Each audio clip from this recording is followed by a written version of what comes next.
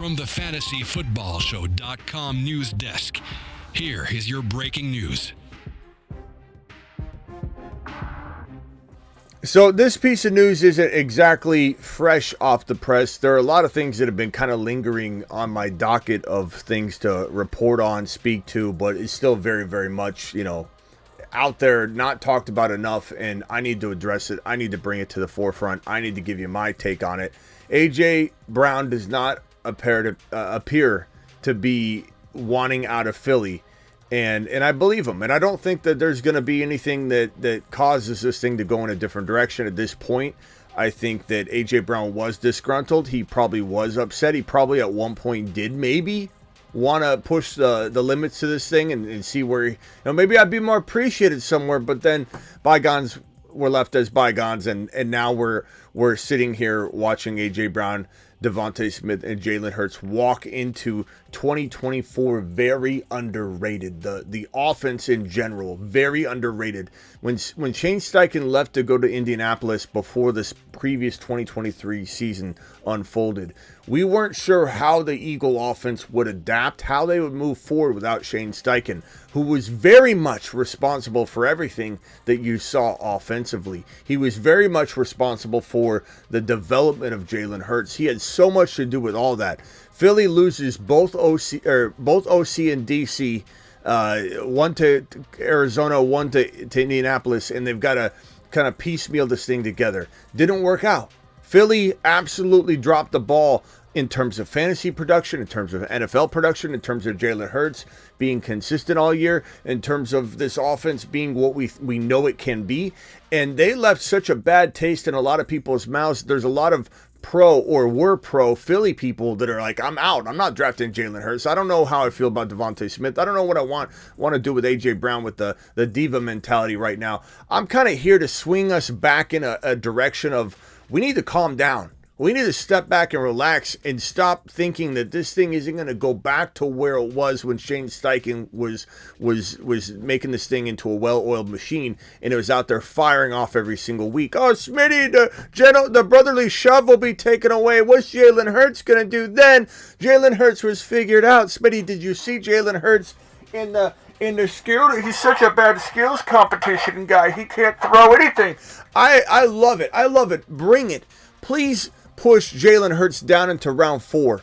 Please make him one of the biggest steals in fantasy football 2024 by pushing him into round 4. Right now, Hurts seems to be cemented in 3, but the constant negativity, especially on X, aka Twitter, and if you see anything about Jaylen Hurts, it's that fandom, that interdivision, or just a person that hates the Eagles fan base in there saying, oh, he sucks, he's been figured out, Jaylen Hurts is not a top 5 quarterback. You see all these polls that people do when they're bored on social media this time of year. Who's the best top 6 quarterbacks in the National Football League? And then you hear people say, oh, well, Hurts is a top 5 fantasy guy, but he's not even a top 10 NFL quarterback.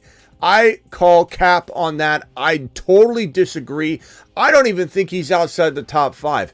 Is he maybe a slight uptick in fantasy value versus real NFL value? Maybe a little bit, not much. One player spot, maybe 2. We're talking about maybe he's fantasy quarterback 2, and maybe he's QB 4 or 5. For anybody to say Brock Purdy's better than Jaylen Hurts, give me a break.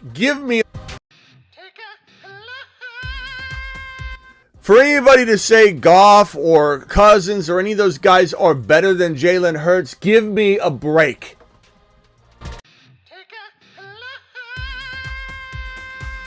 Jaylen Hurts, Josh Allen, Patrick Mahomes, Joe Burrow, C.J. Stroud, these are Lamar Jackson. These are ballers. These are absolute straight NFL ballers that are going to rain hell down on anybody in their way. They can carry teams on their back. And I absolutely love when people throw shade on Hurts and try and drive his value down. Because if he falls into round 4, I will be drafting him in so many leagues. I can't even count. I'll be putting a lot of eggs I'll be putting a lot of eggs in one basket if I keep seeing Jaylen Hurts sitting there in round 4. The same way I feel about Mahomes sitting in round 4. Mahomes lives in round 4. Mahomes lives in round 4 right now on Underdog Fantasy promo code Smitty. And at the end of this, we're gonna create a draft. Okay, we're gonna jump into a draft. Whether create a draft or we'll jump into a best ball draft. So make sure you get your promo code utilized right now. Underdog Fantasy, hit the link. I'm dropping the link in the live chat right now. Let me pin that link in the live chat as well. We'll be jumping into a draft here in just a little bit, so make sure you are ready to go, signed up using the promo code. They'll double the first deposit up to $100. So drop 100, they'll give you 100. You drop 20, they'll give you 20.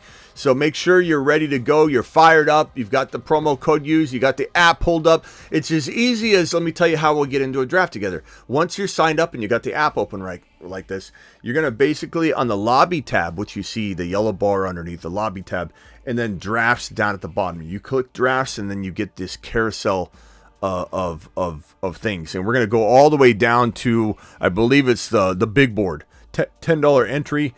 Big board's what we're going to be jumping in a few minutes. So make sure you get the app downloaded. It's in the live chat. Let me see if I can pin it in the live chat right now. That way we can make sure everybody's good to go. Okay, link's been dropped. I think it's been dropped. Did I drop the link or did I not drop the link? Yeah, here it is. Okay, so let me pin the link. Here it is. Pinned it. There it is. Go. It's also in the description of every video, including this one.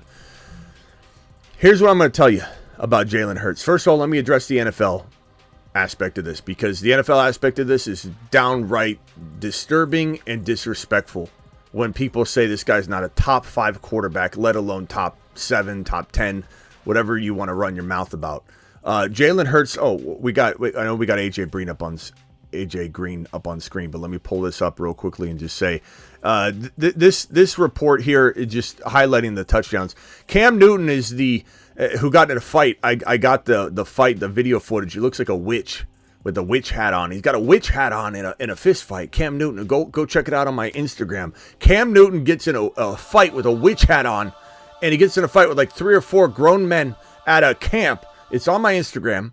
And he's wearing this like witch hat. It's not like a costume. This is just how he dresses. Cam Newton dresses like the weirdest person I've ever seen. He's got this hat on. It looks like a witch hat. And he's fighting 3 or 4 guys and they can't even get the hat off. Hat doesn't budge. The hat doesn't budge. Cam Newton, as much as we want to make fun of him, Clown Newton, a lot of people call him, he's absolutely unbelievably big and strong. And it's hilarious. And this man, 75 rushing touchdowns, the most in NFL history. Jaylen Hurts has 41, on pace to break the record by the age of 29.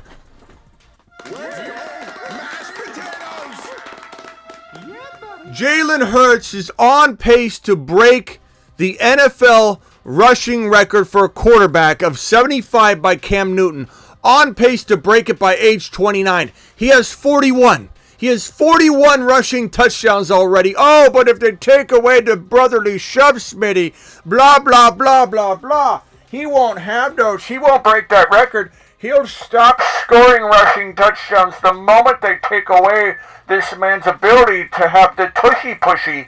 Once the tushy-pushy's gone, Smitty, he's not scoring touchdowns. Look, he might get that number dialed down each year a little bit by not having the brotherly shove. But if you don't think they'll circumvent, and when I say circumvent, I don't mean it in a bad way. I mean play within the confines of the rules. If you don't think the Eagles will figure out, okay, well, what can we do? What can we push the limits to? Oh, we can do this. We're just going to have them sneak. Quarterbacks have been doing normal QB sneaks for quite some time. And my guess is this man still, with his ability, Jaylen Hurts, to out-squat almost every single lineman in the entire National Football League. You heard me correct. He can out-squat almost every single lineman in the National Football League. I'm pretty sure Jaylen Hurts is still scoring 80% of every single one of the touchdowns he's getting right now. And if you don't think that's true, fine. Then push him into round 4. Hold my beer. Go get me a coffee. I'll draft the man in round number 4, you can watch from the sidelines. I'll tell you that right now. And this man, A.J. Brown, I do admit I was a little bit hard on him when he presented his diva mentality right before a playoff game. I don't hate when a player says, I'm going to scrub my social media and I want an extension now. I get it. It's part of the game. I totally understand it. But A.J. Brown did this right before the wild card weekend playoff game, which he wasn't able to play because he was injured. And he did it right then. Worst timing known to man to create a controversy, to scrub your social media, to make that statement in the middle of a playoff game. It was disrespectful. It was also not a good look. And I'm sure he realizes that now. And I believe this is why he does have a cooled off, changed mentality of, I have no problem. I want to be here. It's as simple as that. Clearing the air on Sports Radio I guess IPW1P, whatever the hell that is. Eagles wide receiver A.J. Brown clearing the air. I want to be here. It's as simple as that. And if he wants to be there, the team doesn't want to trade him. The team would have only traded him if he became a problem, if he became a toxic problem in the locker room. Smitty, he wasn't going anywhere anyway. That isn't necessarily the case. If he had let this boil over, if he didn't have a desire to play there anymore, they had eventually looked at it and said, well, what's the option? And they don't have to do that anymore. So the team has zero desire to get rid of him, and he wants to be there. So A.J. Brown is here to stay, and that's great news for Hurts. It's still actually great news for DeVonta Smith, because I think this guy, A.J. Brown, with the knees and everything, he's not going to be some locked-in, loaded, like 4-year player going forward. From a dynasty perspective, it's something along the lines of he plays elite football for 2 years, and then you're lucky if you get anything past that on a consistent level, because I think he'll be potentially in and out of the lineup, missing time. These knee injuries, they tend to, when you start cutting away at meniscus and doing all these cleanup situations, they tend to get worse, not better. Okay, knees don't get worse when you start cutting away at them. DeVonta Smith is still in development mode, and he can absolutely step up and be the number 1 wide receiver when his team calls upon him. Think T. Higgins chases out, T. Higgins steps up. The difference between T. Higgins and DeVonta Smith is, I believe, that if the departure situation happened, if A.J. Brown got injured, or if A.J. Brown missed a lot of time, or if he dropped off a little bit, whatever the case may be, I believe T. Higgins wasn't an elite wide receiver 1. I believe he is a great wide receiver 2. Very glad that he's back in Cincinnati. He did get tagged. They're still going to probably try and work out a long-term deal. There's still a small chance he could get tagged and traded, but he's been tagged. He's going to play at $21.8 million, T. Higgins. And I very much like T. Higgins in Cincinnati. He's good for Cincinnati. He's good for Joe Burrow. He knows the team. He knows the situation. I believe that DeVonta Smith and T. Higgins are a bit different. I think DeVonta Smith's right here. I think DeVonta Smith is inside the wide receiver 1s. And if you think I'm full of crap on this, why did he finish inside the top 10 wide receivers the year prior to last year? Because he did. And he's an absolute, I think, gem on the rise. He's still very, very young. Ziggy, how old is DeVonta Smith? DeVonta Smith is 25 years old 20? and was born on November 14th, 1998. Thank you, Ziggy. Ziggy off. DeVonta Smith has still got a handful of years left. A handful of years. Ziggy, how old is A.J. Brown? A.J. Brown is 26 years old and was born on June 30th, Not that much. 1997. Not that much older. Crazy when you think about that. But A.J. Brown, I think even if A.J. Brown was the last 3 years, let's say he lasted 3 completely healthy years, walked into his 20. Let's see, Ziggy, how old is A.J. Brown? When's he turned 20? Ziggy, how old is A.J. Brown? Ziggy's was rumored to have been founded Ziggy! by Ziggy Marley. How? It was actually named after Wake Forest Ziggy! alumnus John Ziggy Ziglinski. Ziggy! Stint as the White Horse Tavern Ziggy! in the early 19th. How old is A.J. Brown? This guy's A.J. Brown is 26 years old and was born on June 30th. June. Okay, so he turns 1997. 27. Ziggy off. He turns 27 in June. So he enters at 27. So let's say he plays 27, plays 28, plays 29. Okay, look at Cooper Kupp, 30. 30 is the drop-off for wide receivers, especially with a bunch of knee injuries. So a 2 to 3 year shelf life for A.J. Brown. I think we got a 4 to 5 year shelf life for DeVonta Smith. So in Dynasty, I prefer to have DeVonta Smith in Dynasty, even if I thought A.J. Brown could outperform him a little bit this coming year. But don't be shocked if, even with the healthy A.J. Brown, DeVonta Smith levels up. Don't be shocked that DeVonta Smith takes a big leap forward. This is a fantastic wide receiver that's completely undervalued. He's 100% a top 12 wide receiver. He's been in the top 10 in fantasy in a season, not this last season, but the season prior. He's absolutely got everything he needs, all the tools, all the smarts, all the quickness, all the skill set and ability, and the quarterback and the situation. And keep in mind, the downtick from his top 10 wide receiver season, DeVonta Smith, from 2022 into his kind of, not as big year in 2023 has a lot to do with the entirety of the offense dropping off. The entirety of the offense dropping off that's a big reason why this went the way it went for him in 2023. It's not DeVonta Smith, it's A.J. Brown, DeVonta Smith, it's Jaylen Hurts, it's the whole offense that took a little bit of a baby step backwards, losing Shane Steichen and not having the right OC. They brought in Kellen Moore. They brought in Kellen Moore as OC, and you could say Kellen Moore has failed here and done well here, and you can be critical of him. I don't particularly judge him for the bad things. I know what I've seen Kellen Moore do. He did it in Dallas. He created one of the most high-octane offenses for years in Dallas. Top 5 offense every single year. Kellen Moore knows offense. Kellen Moore knows how to utilize tons of weapons. He didn't have multiple weapons like he did in Dallas when he moved on from Dallas, and now he's, available, then lands in Philly as a leftover type OC. Yeah, he's failed, right? No, he hasn't failed. You're giving him the same kind of weapons and arsenal in Philly that he had in Dallas, and look what he did in Dallas. I fully believe in Kellen Moore revamping Philly and turning this thing around. Kellen Moore to the freaking moon. Jaylen Hurts to the freaking moon. A.J. Brown for a year or two, maybe 3, to the freaking moon. And DeVonta Smith to the freaking moon. Even Dallas Goedert getting in on the mix. Absolutely love it. Jaylen Hurts to the moon. You want to doubt him? That's fine. I'm drafting him in round 4 like clockwork. If all you doubters keep pushing him down, he goes into round 4. We'll see what happens to his ADP. On that note, let's take some phone calls and see if anybody... We got Sick Nasty's been a member for 16 months. He says JJ McCarthy for president. We're not going to agree on that, but I still appreciate you. Upgrade his membership to priority comments. David Klein doing it live. David, let's go, David. David says, hey, Smitty, I want you to prioritize comments and reply to me more than other people. David, nice work. Nice move, David. David to the moon. We have David became a loyal member before that on this show, then upgraded it. David upgraded in the middle of the live stream. David Klein to the moon. David, appreciate you.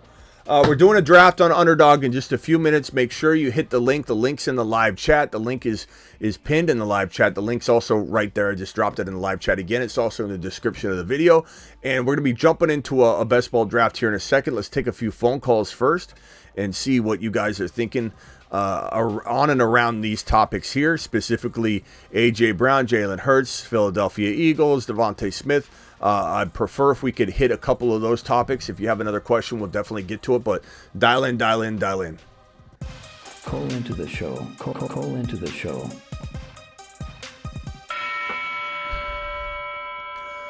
Your boy is in the middle of, we're about 10-15 minutes away from a full 24 hours inside my 72-hour fast, where I only drink water for 72 hours, 3 days. There's a lot of health benefits to this. Underdog Fantasy Coach Smitty, hit it, do it live, get ready. We're going to be jumping into a draft in a second. Phone lines I'm sorry, I didn't have the phone lines up. Phone lines are open. I'm 24 hours into the 72-hour fast. 3 whole days, no food, only water. I've been also adding 10,000 or more steps every single step of the way. And I even prepped with 10,000 steps the night before I started. So I have 10,000 steps leading in, and then I accomplished, well, I will, by midnight my time, accomplish 10,000 steps. I'm about 2,000 short right now. And I'm already down 5.5 pounds. I believe by the time I run tonight and get another, another workout in, I'll be in the 6 range, about 6.5 pounds down. I know a lot of people are going to say stupid things like, "Oh, you're just gaining it back," because they're negative. They'll say it's just water weight and everything. Well, I'm also drinking a ton of water and replenishing, so it doesn't make sense. And even if you told me I was going to gain majority of that back if I didn't do anything about it, right? If I didn't use it as a stepping stone, a kick start, a head start, it's going to put me about, I believe I'll be about 12 to 15 pounds down in the 72 hours. And it's going to put me in a position that working out's easier. My knees don't ache when I run. I'm not carrying a meat suit, it looks like, on my body. I feel like I look in the mirror and I got a meat suit on. And so I'm going to be trimmed down to the point where working out's easier to continue to do it, easier to be motivated. You see the difference, so you're motivated to work out and stay doing it. And I'm not going to curb my food all that much at all. It's more about, I know my body and my metabolism, and whatever weight I'm at, I stay at it. It's really hard to get down, though. I got to do something drastic to get down 10 lbs, and then I maintain that no matter how much I eat, what I eat, how many Cokes I drink. I literally maintain whatever weight I'm at. It's the pro and con of my metabolism. But if I drop 15 lbs in this whole process, I'm going to be floating like a feather when I'm running. Make me run more, make me work out. It's going to be unbelievable.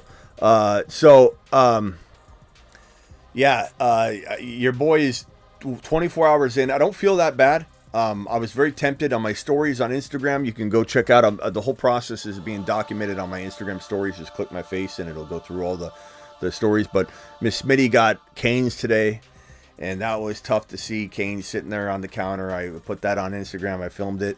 There's a couple things that have been hard, but I have intermittent fast all the time. So all I really feel like is that I'm in the middle of intermittent fasting. You know what I mean? Like, my mind's in the same place. Like, oh, I'll be able to eat soon. So I'm hurting, but not that bad, because I still know this feeling very well. But I think tomorrow is going to hurt me. Coffee will help. I don't drink coffee. And honestly, I think coffee's like, how does coffee get lumped into the things you can consume just because it doesn't have calories or whatever? I think coffee's got to put a damper on some of that progress. There's no way. Coffee's like a toxic. It feels like a toxic. Like, I don't even like coffee. Like black coffee, how could you even drink that? I'm not throwing coffee into the mix. I'm not throwing anything into the mix. It's all water, and that's all it is. Okay, yeah, I don't know why is coffee allowed? Just because somebody's like, okay, we drink a lot of coffee, let's include it. I don't care about if it qualifies through the calories, or so do a lot of other things probably that have like different things in them that have 0 calories and all. Like I'm not consuming anything. I want my body to literally be on a water regimen. I think coffee, I know you're going to defend it, Sick Nasty, but anybody that drinks coffee will defend it. I don't think coffee probably gets processed the exact same way as water. I think it's probably not helping as much. I guarantee you, a person drinking a boatload of coffee and a person drinking just all water, same metabolism is going to have a little bit better results. It's just drinking water. Okay, so hit me with phone calls. Dial in. Just lift. I'm lifting on top of that. I'm lifting. I'm doing burpees. I'm doing 200 burpees, 200 sit-ups, and 200 push-ups on top of 10,000 steps, on top of 72-hour no fast. I got people in my DMs with advice all day long. Look, I'm not seeking advice. I appreciate it. But I got a lot of people are like, Smitty, you're just going to gain it back. You're going to whatever. It's just going to be water weight. One guy said, no offense if you're watching, but he's like, you're not going to be happy with the results of the LBs. You're not going to lose the weight you think. Bro, I'm down 6 pounds. I'll be down 6 pounds by the time I'm done running tonight. 6.5 pounds. I'm very happy with the LB drop. And everybody's body's different too. Everybody's body's different. Everybody's metabolism is different. And your boy's dropping. I'm going to drop 12 to 15 pounds guaranteed in this process. I'm already down 5.5 to 6.5. So it's going to work for me, and it's going to keep me motivated. I'll be doing 200 burpees on top of it. So like I'm doing a running start into it with the working out and everything. So it's going to 100% pay off for me. DK Metcalf eats bags of Skittles 2 meals a day. It doesn't matter if like food. Everybody says you got to eat healthy. Yeah, it's good for your arteries for sure. But really, what it comes down to, you got to be at a certain weight.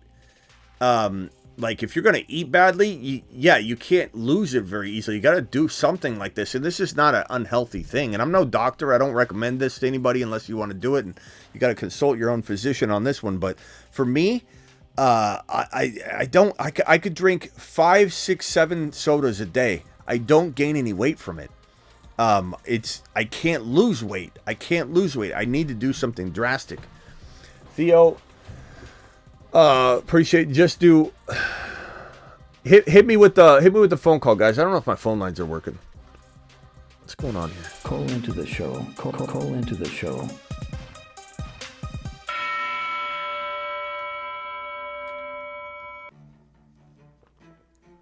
I will say I'm not a big fan of water in general. It's tasting good right now just to get anything in the system. Let's jump into an Underdog Fantasy promo code Smitty draft while we await any phone calls. If my phone lines are even working, I reset them. They should be working now. Smitty, code Smitty. The link is in the live chat pinned. Drop it like it's hot. And your boy, my Fitbit's been going off. It's like, you're a boss. What are you doing? Well done. Are you cheating? Is basically what I think it wants to tell me. How many calories have I burned? My heart rate's at 74 resting. Well, not resting. I'm yelling and screaming. My heart rate's at 60 something when I'm resting. I got 3,000 calories burned today. I've got, I believe, 5.8 miles walked. Is that right? 11,552 steps. Not bad. Hold on one second, Ethan. Guys, jump into the big board right now. We're going to click it, Underdog Fantasy. Again, that link is pinned in the live chat. Click that big board right there. Click the green button now. Jump in. If you miss out on jumping into the same draft, don't fret. Just jump into a draft right alongside of us. It'll be okay. You can follow along using the same strategies and ways of thinking and lines of thinking that we're using, and it might even be more beneficial not to get sniped. So jump in, use code Smitty, do it live. We got 7 more to start if anybody wants to get in. We have plenty of spots. Underdog Fantasy, promo code Smitty, links pinned in the live chat. Ethan, you're live.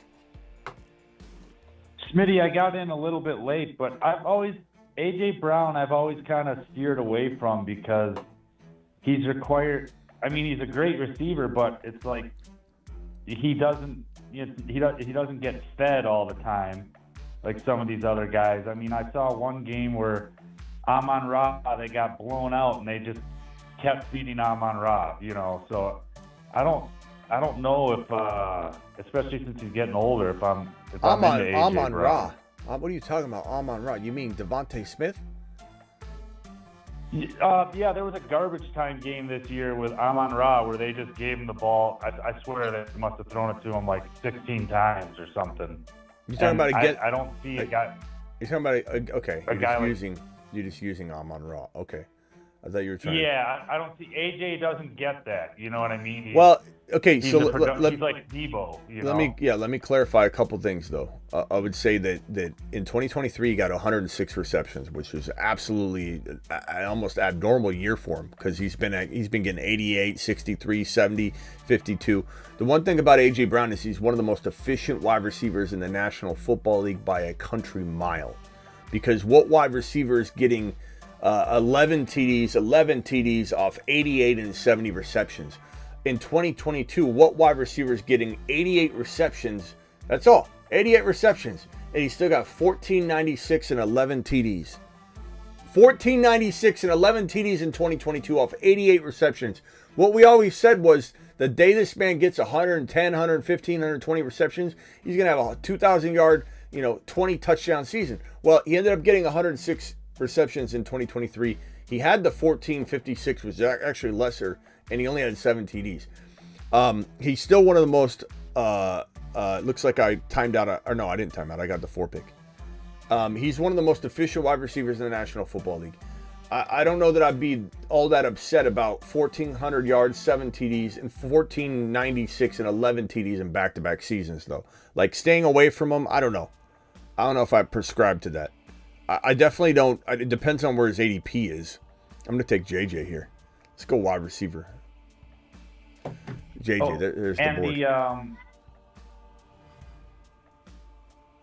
Asher's coffee says coffee is good. Sorry, Asher. I was going to say about the boss horn, you were doing a pretty good job of trying to figure out the sound decibels and everything of it, because, I mean, even Hollyweird, they can't figure it out. My wife and I, we have to watch movies with subtitles. It's so bad. You know, they go from, they try to whisper to get an Oscar, and then, you know, some crash happens or gunshots and you're deaf. You and your wife just watch movies with subtitles. You don't even have the sound up anymore. Do you watch my show? No, I have the sound up, but you have to have subtitles on every movie now. Yeah, I hear you. I tried my best, but that conversation is dead. Let's move on from the boss horn. Yeah. Basically, Christian McCaffrey, Tyreek Hill, CeeDee Lamb, JJ, Jamar Chase, Amon-Ra went back to back. Bijan, Puka Nacua, Breece Hall, Superfish is on the clock right now. Those are some good picks. Those are some par for the course type of draft. I mean, Breece Hall falling to 9, it seems really, really valuable. Like, I can't believe he fell to 9. Gibbs at 10's fantastic value. Those are the values of the draft. Puka's at 8's understandable, but you're taking him at a ceiling point, I think. Bijan at 7, I think you can outperform that. JJ at 4 was, I think, very good. That's who I took. You know, he could be number 1, and I think getting a wide receiver is always nice when all things are even. Coffee and acquired taste. Sorry, coffee. Asher's coffee. Appreciate you. Where's our music? You're supposed to send me a like a song, weren't you? Where's my song, Asher? Where's my song? Did you send me one? Didn't you send? You did send me one, didn't you? I'll try and play that. I think he sent me like a beat. Him and Rock Out used to do these duels together, so we need more of those, Asher. Maybe if you could find me a coffee, Asher, that I would actually like. Like, it can't be black coffee. You're going to have to find a coffee I would like. I hate coffee. It tastes like crap to me. I'm sorry. It tastes like you're putting the coffee beans in your mouth and just chewing them. That's how I feel like coffee tastes when I drink it. It tastes like gasoline or something. Find me a coffee that tastes good. Awake? Recommend something, Asher, that you know somebody that hates coffee would like, and I'll try it. How are you keeping yourself awake? 5-hour energy or? No, you can't have stuff like that when you're doing a 72-hour fast, Ethan. This is a purified moment here. You're cleansing. Yeah. It's water. I'm fine. I don't need energy. I don't need anything to keep myself awake. Asher, give me something. Just the football. Yeah, just the football. Just the breaking news, Ethan. Okay, I'm on the clock. Josh Allen just went. I better get going, Smitty. I got my son. He wants to. He wants to wrestle. Okay, don't want to keep you, bro. All right, later, Ethan. All right. Pardon me. Damn. This is tough. I guess I'll go Barkley here. I gotta admit, Achane would have normally fallen, but we're in a community of Achane, loving drafters, so there's no way that's going to happen in this draft. But I don't mind Barkley, especially if Barkley goes to Houston, he goes to Baltimore, he goes to Dallas. I mean, he's going to one of those 3 places. I think very much would like it. Yeah, my body burning all the fat reserves is keeping me awake. I feel like you're going to see it in my face really soon if you aren't already. My face is going to start getting tight and skinny and thin. I dropped 15 pounds. I definitely look a little slender from where I'm at. If I weigh about 210, 205, 210, and I'm right now I'm at 220. I dropped almost 6 pounds. I'm at 220. If I drop another 10, I'll be at 210, and I'm gonna look much thinner. 205 is like my sweet spot. There's not like an ounce of fat on me at 205, or at least it looks that way.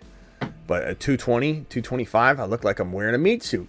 I feel like I'm wearing a meat suit right now. I even feel like I look a little bit thinner, maybe a touch, but I feel like I'm still wearing a meat suit. My shoulders feel like I got a meat suit on. I can't scratch my back like I used to. I got to do the assist. I got to go like that and then shove to get it a little further to get to the itch.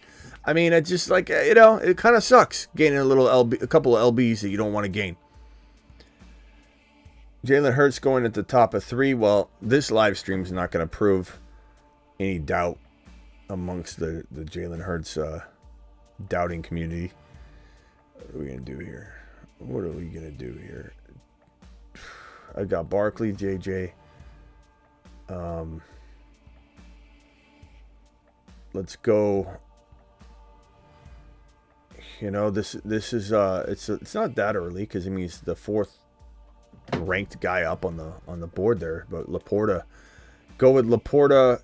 Get myself a nice little trio, little balanced attack.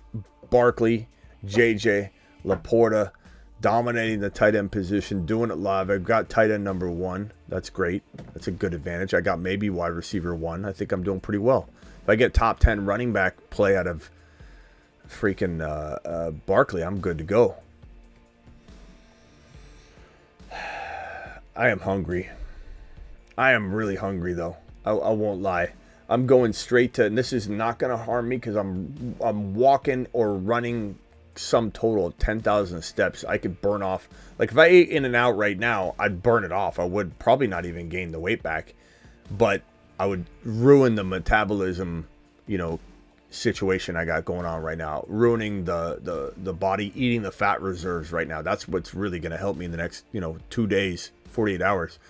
But I'm going to race over to In-N-Out at 72 hours and 1 minute.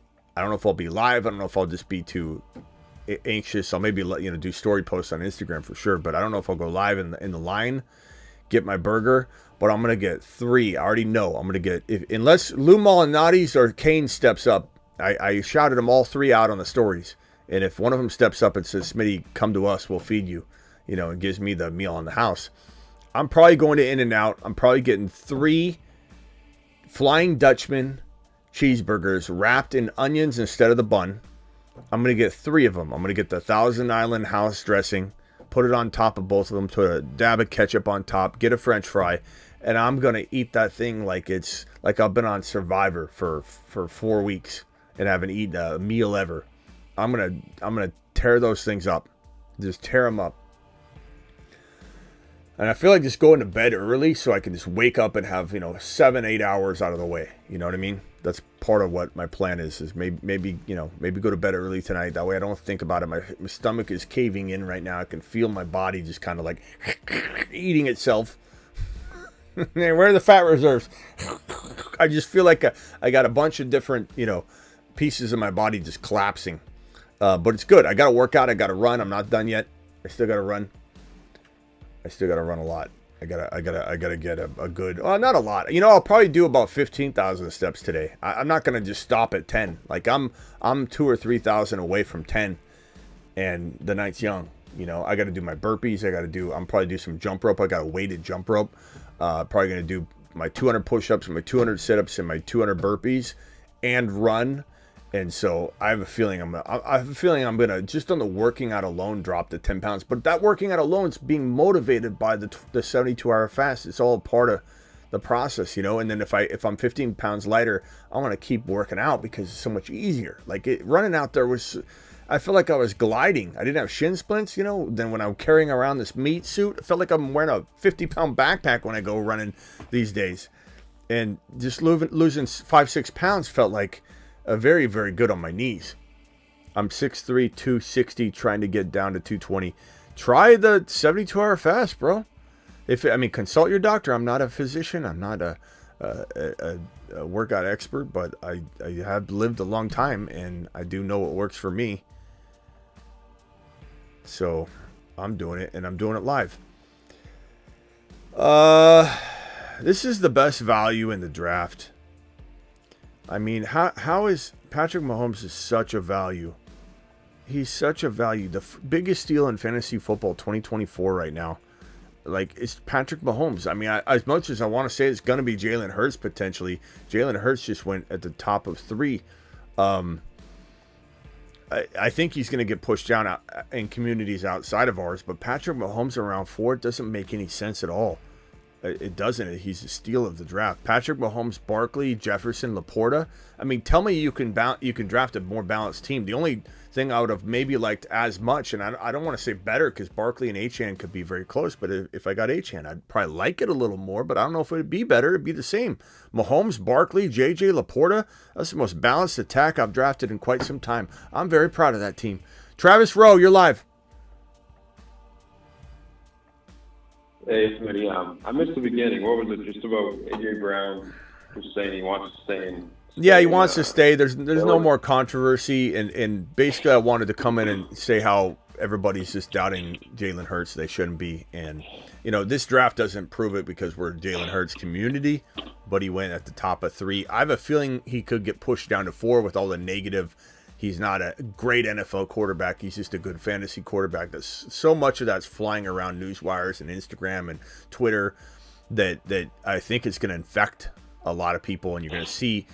The only problem with that is if Hurts drops to 4, Mahomes could rise up to 3. But where I got Mahomes right here at near the tail end of 4, it's crazy. I don't understand it. Yeah. Especially in redraft, I bet he falls. On the clock here, I've got. I know he's older. I still believe he can have some great games. I'm going to go Cooper Kupp. I don't hate Cooper Kupp in the 5th round. I think it depends where you're getting him. If I'm drafting Cooper Kupp at the top of 3, I don't like it. I'm not going to do it. But if he's my 5th draft, 1, 2, 3, 4, 5th drafted player, like near the beginning / middle of the 5th round, I don't see a problem with that at all. I think that's fantastic. Especially best ball. Yeah. Yeah, I think this is I think this is a bulletproof team so far, as much as you can have a team be bulletproof in the NFL. But I just think that's 5th round's great for Cooper Kupp. I don't love him high. That's not high. No, he's your second wide receiver too, so you're not asking him to be your number 1 guy. I think that the Hurts stuff is overblown. If all his receiving options, A.J. Brown, Smith, and Goddard, if they're all healthy, I think we're going to see just like the beginning of last year. I mean, people say, oh, he's not a great passer, he's not this, he's not that. He was hitting A.J. Brown on ridiculous passes for the first 7-8 years of the season. I mean, and Lamar's often said he's not a great practicing quarterback, which I don't love my quarterback to say that. Like, for you to have limitations at all, that you got to make verbalize like that is kind of like worrisome. I would agree. I don't think Hurts has said that, but I'm just saying Lamar has been very, very good on the field during games, and there have been times where people say, oh, he doesn't practice as good. Hurts practice is fine. People are like using some skill drills, and the fact that he didn't, hit certain cones during the Super Bowl week and everything, like whatever. I could care less about that. What I care about is what I've seen on the field, and what I care about is what I spoke on earlier, which is an unbelievable freaking stat, is that the Carolina Panther QB Cam Newton leads the NFL in NFL history with 75 rushing touchdowns. Jaylen Hurts already has 41, is on pace to break that record by the age of 29. By 29, Jaylen Hurts will be the leading touchdown rushing quarterback in the history of the game. And people say he's a fantasy-only good quarterback, and he's just an okay, probably not even top 5 to 10 NFL quarterback. I could care less what people say. Jaylen Hurts I'd draft in the top 5 NFL-wise for my team if I'm building a team from the ground up. If everybody's rosters got cleared in the NFL and I'm a GM, Jaylen Hurts is one of the top 5 or 6 picks overall. Because quarterbacks are what you need. That's how you lead your team. I mean, maybe you say you pick Stroud over him, fine. I'm fine with those arguments if people want to make those arguments. But Stroud's argued in the top 2 or 3, 4 sometimes. So it makes sense. But like people saying they would draft like Purdy or Cousins or Goff or what, like, this is ridiculous. This conversation, you see a lot of this on Instagram right now. People are bored and they're putting these polls up. Like, who are the best quarterbacks in the league, not football? And it's like, you see Hurts 8, 9, 10. You see people say Stafford over Hurts, and it's crazy, man. It's absolutely crazy. You know who I love right here? This is a tough call. I think he's going to be phenomenal as a rookie. He might even look Roma Dunze. I'm going to take Roma Dunze. Roma Dunze. Everybody acting like Neighbors is just the shoe-in to be the number 2. Roma Dunze dominates the football. Dominates the football when it's in the air anywhere near him. His contested catch rate is like astronomically high. Astronomically higher than the rest of college football. I believe it was around 80%. It was around his contested catch rate was around 80%. You're talking about a normal rate around 50 to 60, like for being a damn good contested catch, player. Like this guy is unbelievable. And Roma Dunze, his route trees way better than Neighbors. Not that Neighbors can't learn that. Not that, like I said earlier the other night, when people try and put Malachi Corley in a box and say Malachi Corley didn't have a big route tree. I'm worried about that. You can only be worried about that so much because you can't, if a player's doing great things the way they're doing it, they're not going to ask him to do the other things as much because everything's working. Why try and fix what isn't broken? So in the defense of Malachi Corley and Neighbors, the route tree isn't maybe as good as a Dunze's, but it doesn't mean they can't get there. I'll put that out there right now. But a Dunze's is the entire package. If he goes to the better spot, he could easily be the number 1. I'm gonna go. I've got 3 wide receivers now. This is kind of a. I'm gonna go Eckler here. Old dog mentality, old dog approach here. Again, the fact that I'm getting some of these guys, at later territory like Kupp and Eckler, I don't care because I'm getting them so late. I got Mahomes, Barkley, Eckler, JJ, Kupp, Roma Dunze, Laporta. Very balanced squad. I'm fine with Eckler at that value. We're talking about 7th round. Eckler, 7th, yeah. I mean, it's worth it at that price for sure. Yeah, Roma Dunze is my 3rd receiver. Oh my god, like I love Dunze as my 3rd receiver. I would be surprised to see Eckler have a good start to the season if he's healthy. Because I think he's got a little something left in the tank, and in the right situation, and he's gonna be wanting to prove it. After last year. Yeah. So. Yeah. I was gonna ask. Go ahead. Oh no, I was just gonna say I feel like this team's a good mix of safety and some risk, but all the risk is baked into the ADP, so I'm fine with this team. This is one of my favorite best ball teams so far this year. I think this team right here that we're drafting: Mahomes, Barkley, Eckler, JJ, really Kupp, Dunze, Laporta. I like it a lot. It feels really, really balanced too.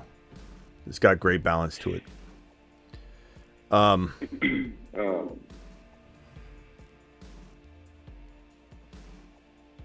Yeah. Dial in if anybody has another question. Dial into the show. I was actually going to ask the other night. I forgot when we were talking about like Corley and Tank Dell, like some comparisons there. Do you look at Corley more like a Tank Dell, or how does he compare to Zay Flowers, like ceiling wise, or? Yeah, I think he's just a bigger style of play more like Tank Dell, or? Plays like Tank Dell, but is definitely bigger, obviously, than Tank Dell. But he definitely feels like he plays a little like him. There's a little bit of like Tyreek Hill to Malachi Corley's game, not suggesting they're the same speed on any level, just the way he's scrappy across the field, catches the football, and just takes it to an open plane somewhere on the field. Like Hill catches the football, no one's around him. That's Malachi Corley will catch the football, he's a yak machine. Like there's probably, this is the funny part, Tank Dell was one of the best wide receivers in the entire draft class, and it was clear as day. The stats even backed it up, but people didn't see it, want to pay attention to it. He's too small. I doubted him. But this channel, I could say this, I think, with absolute certainty, there's not a channel out there on YouTube that was higher on Tank Dell than this channel, than me. Malachi Corley, it's going to be the same thing. Malachi Corley, to me, it's clear as day. He's the absolute best wide receiver in the draft after the catch. It's just a matter of, can he run the whole route tree? Can he do everything at the NFL level that he's going to need to do? And I don't think just because he hasn't done it doesn't mean, consistently, that he doesn't mean he's not going to do it. It just comes down to they didn't need to use him certain ways. They kept using him in ways that, like I said, why change, what isn't broken? I'm going to time out, I think. Let's go. I selected Swift. Who knows where he's going to be, but I was going to time out, so I had to do something. I hate when it gets this deep in the draft and I can't really cue anybody or people are going to see what I'm doing. Yeah, Tank Dell, absolute monster. I'll let you go.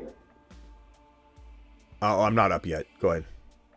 Oh, okay. I was just going to say, the thing with Corley, like you've mentioned, is he's 200 pounds, where, Tank Dell is like I'm sure Tank Dell's probably closer to 170, 175 now or whatever, but coming out, he was like 155, 160, 165, where Corley's 200 pounds. So you can do a lot with a build like that. Yeah, 200. And you know what I sense about Malachi Corley, too, that I think people are soon going to realize is he's got that Amon-Ra St. Brown mentality. Like, it's not like he's saying, I'm very humble to be in the part. He's like, I'm going to be the best receiver in the league. Like, you start hearing him talk like that, and I'm going to take Kyler here.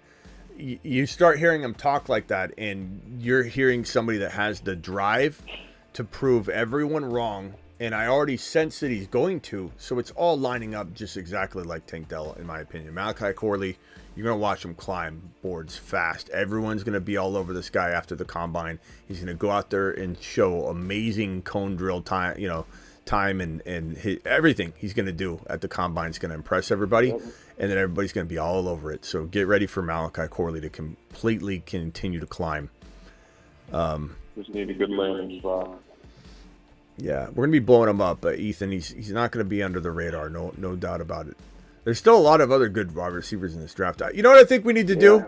We need to put Malachi Corley on the Moonmen list. We'll do an official. I like that. I almost want to do it later, and actually announce. But let's quietly put them on here. The people that are here right now, you're privy to this information. This is a little sneak peeky poo to it. Here you go. That's the wrong button. Here we go. The Moonmen. Malachi. Roads in outer space. Of course. You know what? Space Moses. You know what? Don't tell anybody, please. Don't tell anybody. But we're putting 2 rookie wide receivers on the Moonmen list. Nice. Malachi Corley and Rome Odunze. They're both going on there. So early looks at them. Nobody else is going to see that. Don't tell anybody. We'll do an actual announcement video. It's coming in strong. It's coming in hot. Get ready for it. 2 Moonmen just been added. Let's punch the button. The Moonmen. Dropping loads in outer space. We got 4. Space Moses. Wow, look at all the rookies we got on the Moonmen list. Wow. Well, with the Mars, you have Mars and Saturn man now, so it's kind of a good spot for him, Yeah. We got a lot of rookies on this. We have a lot of rookies. Come to the graveyard, though. Get the sneak peek. Yeah. Okay. So Odunze and Corley. You got to put Corley's name here. We'll be announcing these soon. So there you go. Moonmen extraordinaires. God, they're like all rookies. It's like an all rookie board. It's an all rookie board. Okay, I'm on the clock. Hold on 1 second. Let me draft. Okay. Yep. let's see. I have 3 RBs. I got 3 wide receivers. I got 2 quarterbacks. Hollywood's interesting here. I think he's probably I don't know. What do I do? Schultz. No, let's go. I think Hollywood finds a good home. I'm going to say Hollywood's a decent wide receiver. Let's give him a wide receiver 4 job on this squad. All right, go ahead. What were you saying, Travis? Is there a set number for like Moonmen and stuff, or is it just kind of play it by ear as the season goes? I know you can move him around up until the season starts too and stuff, on and off. Terry dropped a $20 holler. Smitty, for your fasting, my guy. Smitty's buying in and out. Look. I'm gonna cheers to you, Terry. If I don't remember, please remind me. Terry, you still here? Terry Roberts dropping a $20 holler. He is the guy that I'll be cheersing to when I hold my 3 Flying Dutchman wrapped in onion In-N-Out burgers. Let me hit the Denny $20 holler on behalf of Terry. Terry, appreciate you. Are you still here, Terry? Yeah, give me $20 holler, 'cause everyone's getting bothered, and Brees Hall's brother. Smitty, everybody's pretty. I don't even know why they're getting diddy. Why? That's Denny for you. Terry, yeah, Terry's here. Terry, thank you. I'm sorry I didn't see that until now. Terry Roberts, absolute amazing. Mark B says his 10-month membership question says Odunze, or the statement. And yes, Odunze to the Moonman list. Terry, thank you for that. Let me see if I have any more membership questions by anybody. Again, David Klein upgraded his. Sick Nasty said JJ McCarthy for president. Sick Nasty, you can call in. I'd love to know why you love JJ McCarthy. Not tearing down your yeah. Oh, that's why. That's right. But I would love for him to explain why he thinks he's going to be great. And I'm not not suggesting he won't be, but I just want to know what is it about him that makes you feel like I was going to take Zeus, Zamir White, that you got snagged. I like to hear from people who watch him all year round, get that perspective. Yeah, call in Sick Nasty. I'd love to hear your talk on JJ McCarthy. I will say that the NFL draft board, I'm getting so excited for where some of these guys are going to climb to. Bo Nix, I think, is going to climb the board very, very quickly.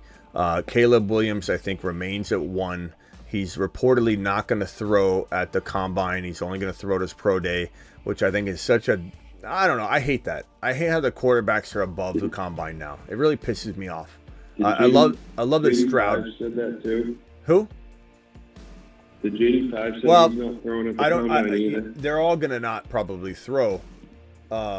Because they follow suit. They don't want disadvantages. So I'm not mad at JD5 over it. I'm not necessarily totally mad at Caleb over it. Some of it's his agent and everything. I know he makes decisions for himself, but it just, I hate it. I hate that the quarterbacks are above the combine. I think that's pretty crappy. And honestly, I want to see them multiple times. I don't want to see just one pro day, especially if you go out and you crap the bed. You should want the second opportunity. Stroud came out and threw at the combine. Bryce Young threw at the combine. Did Young throw at the combine? I think he might have. He was injured or something. I forget what Young. But Stroud threw at the combine. I liked that. That was fantastic. It is a little bit of a cop out though, because it is like you said. You understand they want to be in their controlled environment. But it's a controlled environment, so it's I don't want to see. I want to see you somewhere where you're a little less comfortable. I want to see random wide receiver rotations going in and out of the mix. When you're having a guy like Stroud was throwing nice passes, and he came away as the best thrower of that, and that was good for him. I think it's stupid, but anyway, I think Bo Nix climbs up. I think Penix Jr. climbs up. I think JD5 becomes a lot of people's number 1 overall. I don't think Chicago takes him number 1. You never know. But I think JD5 absolutely climbs into about half of the people's number 1 overall pick. And, we had this guy here for a reason first. The Saturn Men. One small step for man, one giant leap for Saturn.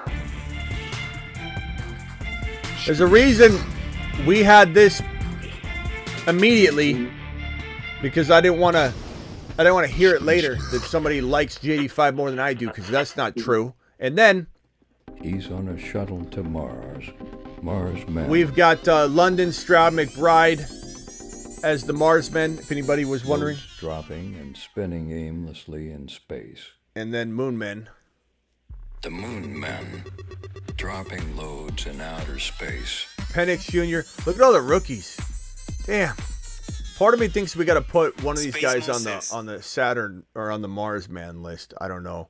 If I had to pick one, it might be Bowers. I might move Bowers to the Mars man. I keep thinking he's on the Mars man. I always hit the Mars man button, and he's always on the Moon man list. And I'm like, so maybe we got to move Bowers over there. I want to go Braylon Allen here. I got Blake Corum, Braylon Allen. That's a pretty good running back combination to have rotating behind what could fail me, Eckler and Swift running back too. So I think this is a good approach. Hollywood Brown, Odunze, Cooper Kupp, JJ, Laporta.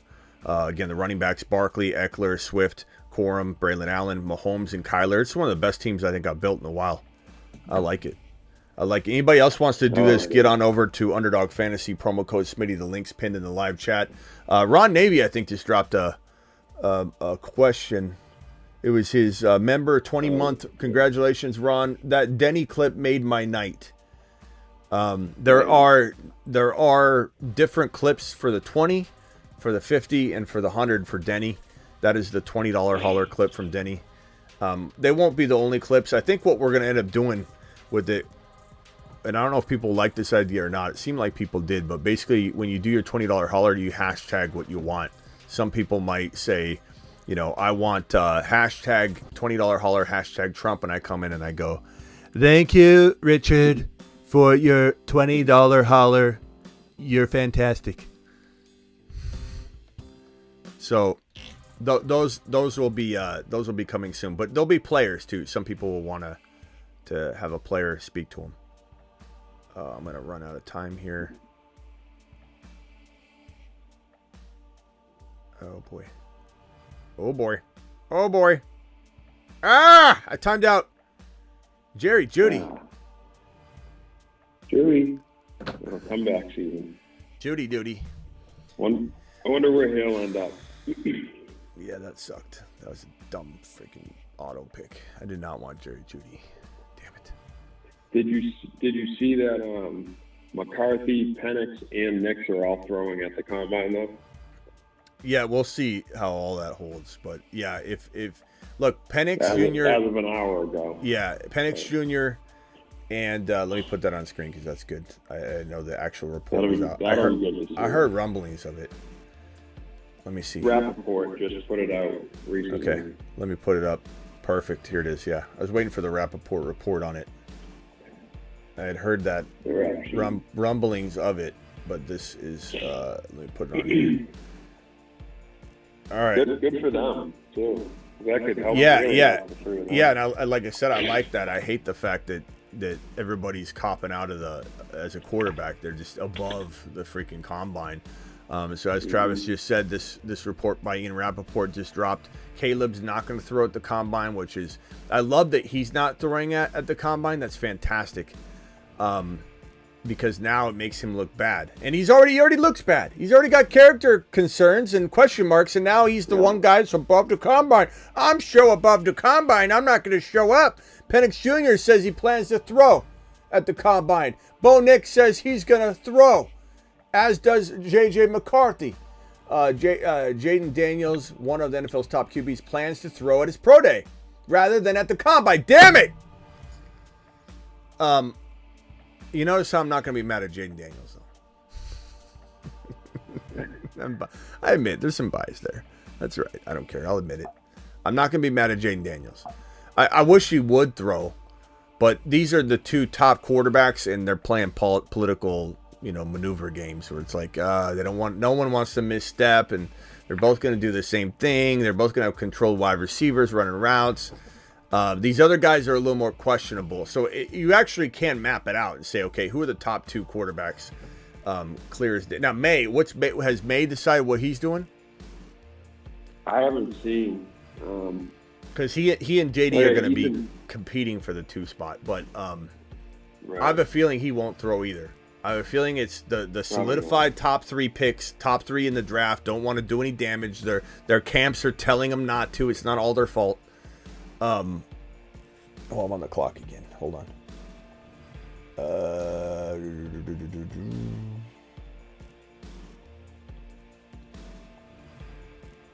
Let's see. Tight end. God, the tight end's like thinned out very, very quickly. I'm going to take Sanders, your boy Sanders. You love him. Rookie.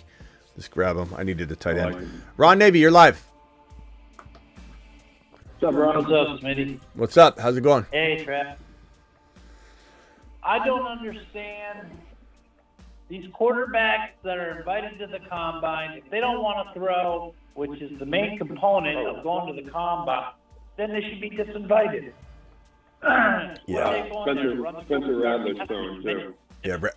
All the guys that are trying to climb are throwing. I agree with you, Ron. I agree. I just went on a rant on it. I mean, it's ridiculous. Expressing my opinion on it. There's been some in the past, but I think there should be just. If you don't want to come and throw, that's why you gotta. If you don't perform in the combine, that's why you got a pro day. You can throw in your both times, I think.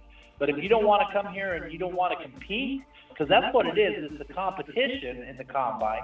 You don't want to compete, then you're not invited no more. Go to your pro day. You're not coming to the combine. Yeah, I mean that's why I just ranted on it for a reason. I agree with you. I think that it's ridiculous they're above the pro day or the combine, but I do think Jaden Daniels and I think Maye will follow suit. It'll be interesting if May's the only one that goes, and his camp might say, "Look, you're number 3, Drake Maye.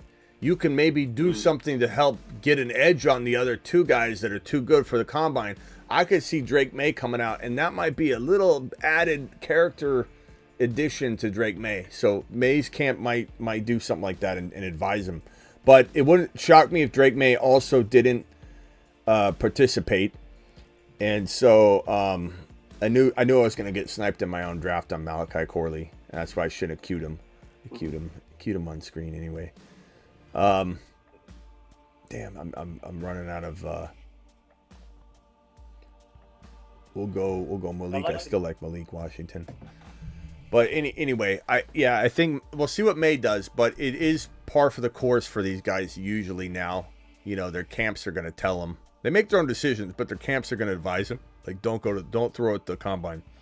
But you're not going to have your own wide receivers. You're going to get thrown off. Make sure you're throwing with your guys that you picked out. You have a rotation of 4 or 5 guys that are just going to be running routes that you know very well. And that's why they do it. But it's stupid because Stroud showed that he can have a rotation of receivers. Not to mention throwing at the combines, how him and Tank Dell started becoming so close. Look at how that worked out. So, and then when he got drafted, Stroud told the brass in Houston, he said, as soon as they drafted him, he said, "Draft Tank Dell, please." And they said, "Yes, sir." And they drafted Tank Dell on the command of CJ Stroud. If anybody didn't know that, CJ Stroud decided that. That was awesome. So there's a lot of benefits to throwing at the pro day. So yeah, it's pretty. I think it's going to be bad for Caleb because Caleb already has all these concerns, right? I sucks JD5 didn't step out from that and say, you know what, I'm going to throw. And you're like, yes! But JD5 is going to look so impressive at the combine. He's going to look so good. That would have made Caleb look even worse, too. If he was the only one not throwing. Yeah. But Ethan made a good point last year. I was just going to say... Hold on. Let's go. Go ahead, Travis, real quick, and then I'll go to Ron. Oh, no, I was just going to say real quick, Ethan made a good point with AR5. He did a ton for his stock last year at the combine, too. Throwing and obviously everything else, but throwing, he looked good. So he was okay, but just participating at the combine, it helps. Mm-hmm. Yeah. Go ahead, Ron. Sorry, Ron, go ahead. No, it's okay. It's cool. I was going to say on the other side of that, it's really not fair to these rookie young wide receivers that are at the combine wanting to impress people, and if they don't have the top-notch quarterbacks thrown to them, or per se the top-notch, that's not fair to them either. That's not fair to the wide receivers. You know, they're competing also. They're competing to get drafted, and when you so-called have the top quarterbacks at the combine, those are the guys that should be thrown to these wide receivers. Yeah. You know, well, they're not doing it, so I mean, it is what it is. It's very petty. Either you compete or you don't compete. I would like to hear a Michigan guy, Signasty or someone, give us their look on JJ, because I keep seeing how like JJ's a guaranteed fourth quarterback. He could be getting drafted as a third quarterback even after. I mean, yeah, Signasty, call in, and again, I don't hate him. I just want to, and I know you're a Michigan guy, so you're totally biased, but I want to hear why you think JJ McCarthy, who had very mediocre stats, I know so did Brady. Tom Brady had 2,400 and 2,200 was it passing yards in his 2 college seasons at Michigan. Yeah. He had nothing. So like I get it. It's not a be all end all, but I'd love to know why you think JJ can be like unbelievable. I would just love to know. And again, and I'm not saying that Harbaugh is doing this, but if Harbaugh thinks he's the best thing ever too, he should be trading Herbert away. If he thinks he's so great, grab him at 5. If he should be the number 1 pick in the draft, Harbaugh says, which I know he's probably just pumping his guy, trying to help his draft stock. I get it. But if he truly believes it, and I feel like he kind of might be a guy that does, then take him at 5. Trade Herbert. Give Herbert to a team that's going to actually utilize him a little more, because I don't think he'll be utilized as much in LAC as people think. But I think he'll definitely be good. He'll definitely be like how Aikman was great for the team, great for championships, great. Like I think Herbert will play very efficient. I just don't know his stats will be the same. I think they're definitely going to be. The thing with JJ is, you really don't know his ceiling really, because he was stuck in an offense that predominantly run the ball. That's what Harbaugh did. He ran the ball.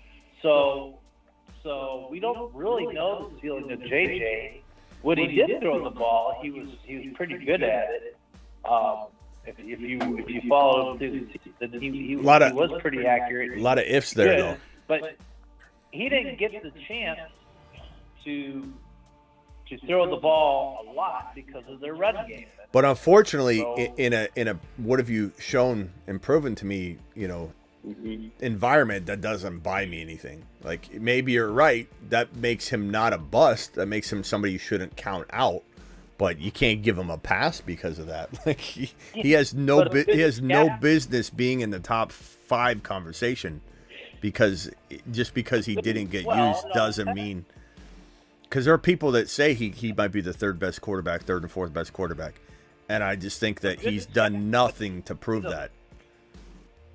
They do see the attributes in him. I mean, they're up close and they've seen the film and they've dived into it a lot more than we have. They're going to see it, and if he has that potential, he has the potential to be higher. If they don't see it, then well, I'll tell you what. Michigan was a tough test for Penix Jr. and people could say, "Oh, Penix Jr. failed." He didn't fail. He was glorious all year long. He was absolutely a marvelous producer all year long. And then you've had guys like Odunze coming out saying that they ran the wrong routes and they didn't help Penix Jr. during that championship game anyway. On the flip side of it, not saying Washington's trash, but there's no excuse for McCarthy not to have looked better, especially with the momentum of the game and everything going their way. Like McCarthy didn't show at all. Like all of what everyone's saying about him, like, okay, maybe the stats aren't there because, they didn't need to use them. Well, he had an opportunity to finally show people, and I don't think he proved it one single bit. I think he has no business being in the top 5 conversation. I think Rattler. I think I'd rather have Rattler at this point over McCarthy. That could change, But right now, I think Rattler's a more exciting prospect, personally. The thing with Penn is the competition level of the Pac-12 is not what it used to be back several years ago. Their competition level is not very good out there in the Pac-12. Not compared to the SEC, not compared to the Big Ten. Their competition level is just not great. That's a fact. So when they Pac-12, when they're playing their conference teams, they're looking great because they're the best, team out there. I mean, Washington and them. I mean, but were they really that great compared to the top level conferences? No, not really. Signas, you calling in, or can you not? You're at work or something? He said he's trying to get a break to call in. Okay. He said he's going to try to get a break. I noticed he says this a lot about completion percentage, and I think sometimes in college football completion percentage can be overrated because of the system you're in. And like AR5 had like a completion percentage in the 50s, but he's a perfectly fine passer. It looks like he's going to be fine in the NFL. Yeah, I test types of passes you're throwing. And I care more about eye test than if somebody's like when I watch JD5, when I watch footage of that guy, like it takes 5 minutes for me anyway. But I do this a lot. I do it for a living. I've done it for 20 plus years, looking at rookies and scouting them the way that I do from the level that I do. I'm not saying I'm a scout for a team, but I definitely scout them for people, and done so for 20 plus years. I get used to seeing things and things pop really quickly. And when I watch them play, it's different. It's different. It's nothing like, oh, he's the best one of the bunch. Like in previous classes, it's hard because, and even between Bryce Young and Stroud, there wasn't anything in Stroud's film that quite popped as to point necessarily the picture of what he was going to become. Like in terms of film, like eye test, he was good. He was very, very efficient, very smart. A lot of good attributes about him, about both of them. Bryce Young's still a good quarterback. He's just in a really bad situation we may never see him rise up from. But like every once in a while, you see a quarterback that just has that difference, that different capability than any other players in the class. And JD5 to me, by far and away, is the most exciting player. Hold on, I'm going to time out here. Let's go with I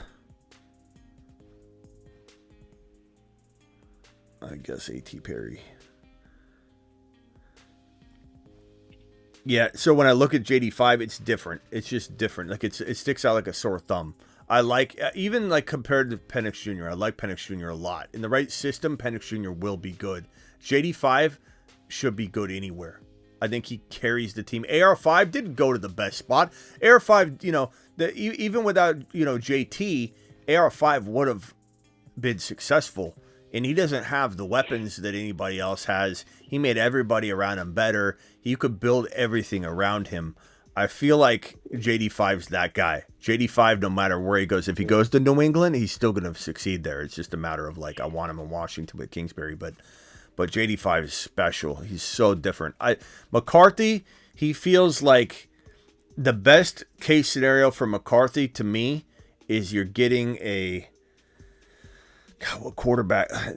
I hate to say this because Ron's on the phone, but like a Pickett. I think he's a Pickett. He's got potential in the right spot. He could be good. He could be okay. He could be an NFL quarterback, but I don't think he'll ever be anywhere near top like 10, 15 QB material or flirt with greater heights than that at times. Like, I don't think McCarthy, in my opinion, has that. But to McCarthy's defense, and every quarterback that's doubted that doesn't put the right film out or prove themselves in ways that you can measure, Tom Brady, 2,200 yards, 2,400 yards at Michigan. He had no good stats at all. Those stats were garbage. Brady became the GOAT of all, the greatest quarterback of all time. He currently sits on that throne now, and the dude did it coming off of a thing no one could see coming. No one could see the 2,200 yards and 2,400 yards. It was for what was his touchdowns were like 14 touchdowns. Like you couldn't see it coming. You couldn't see it coming. So anybody could develop at the next level in ways we can't imagine. It's just the way the NFL is. A lot of it's situation based though. Like if McCarthy found himself in the best situation out of all the other quarterbacks, he could be the third best, the second best. I mean, it's possible, but I definitely wouldn't bank on it. Is McCarthy faced top-ranked defenses all the way through the season? All three, you look at it, Bo Nix, Penix, Caleb, all three of those guys from the Pac-12, no defenses. If you look at the college football defense rankings, Oregon was the top one. They were like 8th, and that's the only Pac-12 defense in that whole division, whole conference that was even in the top tier.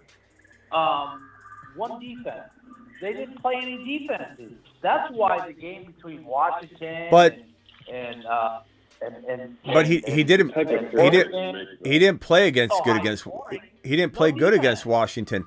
Plus, you also got a lot of good game scripts for him that he should be doing better. I'm not saying he's a bust. I'm just saying he is. You can't use those things to give him a pass to move him ahead of the line. Is all I'm saying. What I'm saying is, I don't think the other three quarterbacks from the Pac-12 are as good as everybody thinks they are. Well, because they didn't face no defenses. One or two of them could fail. They got their butts kicked. One or two of them could fail. I don't know. Penix Jr. You can't say got his butt kicked. It was one game against Michigan, the best defense you could find. Like he didn't get it. Penix Jr. didn't get his butt kicked anywhere. Like he dominated all year. He dominated. That game he got his butt but that doesn't define anything. In the Pac-12, no defenses. That's what I'm telling you. He didn't face any tough defenses. Thanks, Prime. McCarthy, JJ. All right, hey. Defense. It still doesn't give him anything. Like it's a good point. It's something to consider, but it doesn't change anything for me. Like I'm watching it and I don't see it. Sick Nasty's on the phone. He's a very. It's like you're watching these guys. I give that to you, Smitty. You're great at watching these guys, but when you're watching the Pac-12 quarterbacks, you're watching them basically play against high school team football defenses. Where you're watching the Big Ten and the SEC, they're playing pro-type defenses. It doesn't change anything for me, Ron. Though I mean, I can't move him ahead because of a schedule. Sick Nasty's on the phone. He's an avid JJ McCarthy defender. Go ahead, Sick Nasty. Spit your fire. All right. This is my thing about JJ. All right, with Michigan's offense being so run heavy, he's already been limited as far as what you can see out of his arm. And on top of that, he's only, on average, played 3 quarters a game. He only started playing the 4th quarter, I believe, when the Penn State game came about. But besides that, before that, he all of his numbers are based off 3 quarters a game. He was never in the game in the 4th quarter. Yeah, so I just feel like people, on top of seeing him limited already because we don't throw the ball very deep or very often, he doesn't have very many 4th quarters. And all of that should be considered for sure to say, hey, don't overlook him or write him off. Again, I'm not disagreeing with Ron's points. I'm not disagreeing with your points, but none of that just vaults him ahead anywhere. And so all I'm saying is I think we're kind of Ron and I are more on the same page than I think he thinks. I'm not calling him a bust. He just doesn't deserve to be ranked ahead of those other guys yet. And maybe Ron disagrees with that, but I think Ron, honestly, part of you is going that way. You developed that on the phone call. Like, you're an adamant defender of the opposite side, and especially lately. And that JJ McCarthy take seems very fresh. Like I'm not gonna lie. I also think that out of the top 5 quarterbacks come out this year, JJ McCarthy's probably one of the smartest with the ball. Could be. In 3 years at Michigan, he's only threw 11 interceptions. Well, I think he's 19-2. Yeah. His system is very, very different though, in the game scripts and having that defense and that structure of that offense and the way, like I said, watching him, I don't get those vibes. It doesn't mean he can't prove me wrong. There's some quarterbacks that prove it at the NFL level. Again, using examples of Brady, using examples of even my take on Stroud last year, I wasn't super I wasn't all in on Stroud. Admittedly, I've taken a lap on that. But those things can happen. So I'm opening that door for McCarthy. McCarthy could come into the NFL and just somehow flourish in the right unique situation. But nothing I've seen on film helps connect those dots and say, well, he didn't play as much in the fourth quarter. He had better defenses that he faced constantly. He also had a better defense himself. He also had better game scripting himself. They're, like you said, they're up in the game most of the time, and he didn't have to even play the fourth quarter. That game script is different. There's a lot of things to factor in. And again, I'm not saying he's a bust, but by no means do those things vault him ahead of a guy like Penix Jr., who absolutely Heisman Trophy consideration, JD5 Heisman Trophy winner the year prior, and JD5 doesn't turn the ball over either. JD5 doesn't turn the ball over. That guy protects the ball. For all the running and scrambling and impromptu that JD5 does, there's no reason he should have as little turnover situations. He should be coughing it up. He's not. JD5 is a freaking master of protecting the ball. But I do like McCarthy. I just don't love him. I think he's in the conversation of the 5-6 for sure. Another thing McCarthy has over some of the other top quarterbacks is that he got to practice against Michigan's defense every week, every day of the week. Yeah. So, I mean, if anybody's ready for a pro-style defense, and Michigan ran one of the most pro-style offenses in all of college football. So, if any of the quarterbacks are ready to play against an NFL-ready defense, it's JJ, because he's seen them. He lived with them. He played with them every day of the week, all season long. I mean, Michigan didn't just have a top defense 1 year. Michigan's been a top defense in the league for years. Yeah. Again, all good points and things to make sure you don't overlook them or write them off, for sure. And if he goes to the combine, if his pro days, impress everybody, you'll see him climb. But just as of this moment, I have no reason to put him above Penix Jr., Bo Nix. And I think him and Rattler are competing for that final spot of the bigger names. But a pro day, a great pro day, a great combine could absolutely change that. Maybe he vaults ahead of Bo Nix. It's possible. I just think Bo Nix as of right now, watching the footage on these guys over and over and over and over, I get the feeling on Bo Nix and Penix Jr. way more than I do McCarthy. But these are all things that'll play out. And situation is king. Situation is king.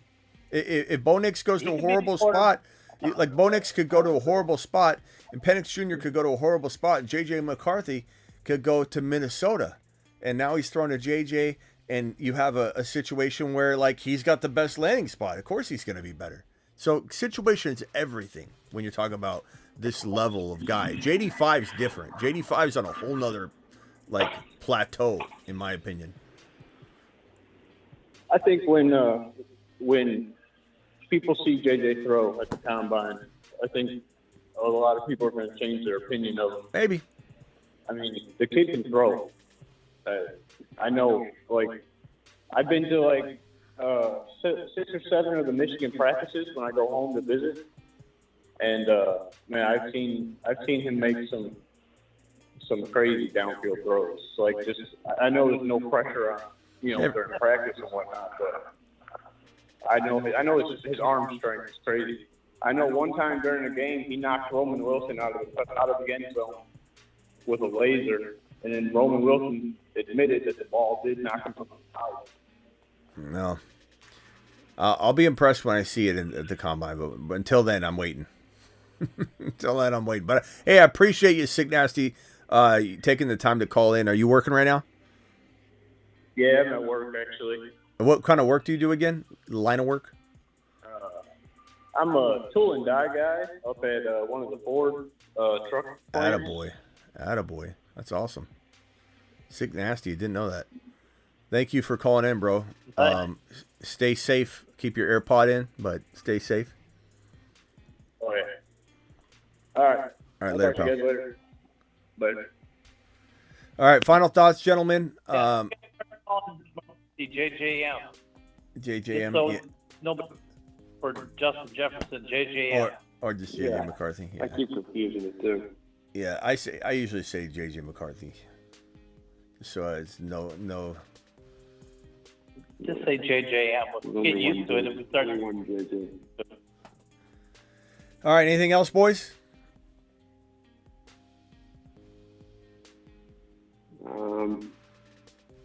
I was just they keep throwing comps out there for Drake Maye, and you see everything from Herbert to Jordan Love to Trubisky, and it's just funny how much they can, sway depending on. I do like the Herbert comparison.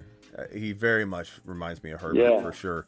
I think I hear Aaron Rodgers and Caleb. That's a very good comp. The way they play, the ability to scramble around and throw these weird passes. And I like Caleb's skill. Like Caleb is very skilled. It's all about a lot of other factors and going to Chicago that concern me. If Caleb went to Washington to work with Kingsbury, I could get behind it. It's not that he's my favorite choice. I think JD5 is way better, but situation, as I said, is king. And Kingsbury worked with him. That's his quarterback coach from USC. Like they'd be paired right back together. It would be a beautiful connection. But at the same time, I don't want that because I think JD5 is at a whole nother level than Caleb. Caleb reminds me of Aaron Rodgers a little bit, but not. I don't think he'll ever be as good. I think he's got bust potential potentially. JD5 is the next Lamar Jackson, maybe better. I think Drake Maye Herbert is a very good comp, and that could kind of go hand in hand with his fantasy production though. If he goes to a kind of like let's say he goes to New England, he's gonna not be a top 5 quarterback for a little bit of time. Like if he ever gets there, he's gonna be Justin Herbert's been lingering outside the top 5. So there's that, and then Bo Nix reminds me. I'm very very hesitant to say this because I think people are gonna say that I'm predicting him to become Mahomes, but he plays like Mahomes in a lot of ways. If you watch Bo Nix's footage or film, he's literally like the things this guy gets out of is crazy. Like the messes he gets out of, the way he improvises, the way he shuffles, passes the ball when he's getting tackled. Like he just has that crazy creative like ability, and his release is really unique and quick. And I really like Bo Nix. Penix Jr. reminds me of God. I don't know who I would say. I mean, it's obviously you comp Lamar a little bit, but almost like a Randall Cunningham or something like that. I don't know how to really pinpoint a Michael Penix Jr. comp other than to say he's a gunslinger, even if people don't want to admit it. He's I would say I don't want to say Lamar because Lamar feels very very different. I would say Penix doesn't run as much, right? Yeah. He can move, but he doesn't run as so that's why I'm saying like I don't know. Well, how would we comp Penix Jr.? Don't say Tua. I mean, end times. Come on, bro. Better than Goff. When Warren Goff Moon's came out, kind of a. Goff was Warren Moon's kind of an example. more athletic than Goff, I guess. Yeah, Warren Moon's kind of a good example. Yeah. I don't know. It's not bad.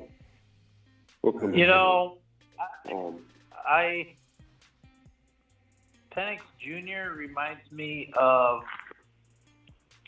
I can't remember his name. He was LSU. He was a phenom at LSU quarterback. And then he got, Russell. And that's what I think Penix will be. Great college. Russell was I don't think Russ. I think he'll bomb like Russell. I think JD5 is the best quarterback out there. I like Maye, and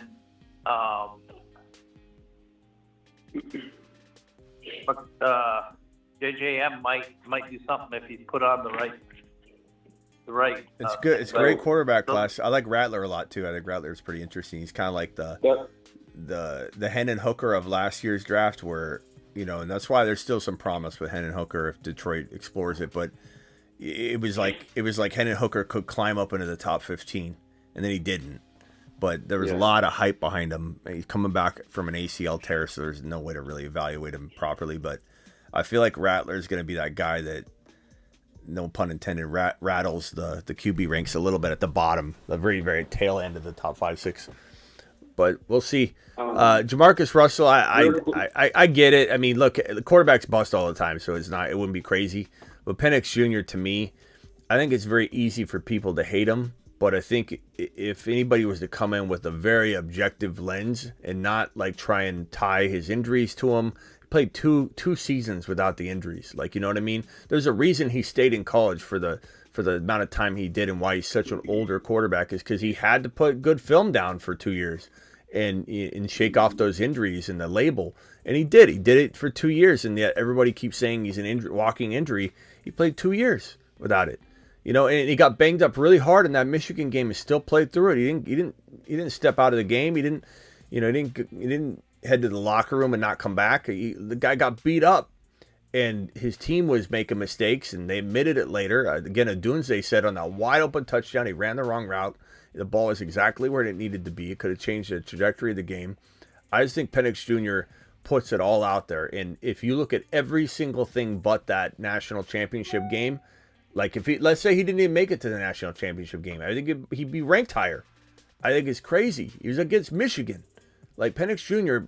is a freaking amazing film, and his like what he did, the way he delivered the ball to Odunze, how they connect, and I mean, God, he turned Odunze into a monster. This guy, Penix Jr.'s, I think he gets such a bad rap. Now, he needs to go to a good spot. They all do. Bo Nix and Penix Jr., McCarthy, any one of them could be better than the other. As I keep saying, it depends on the situation.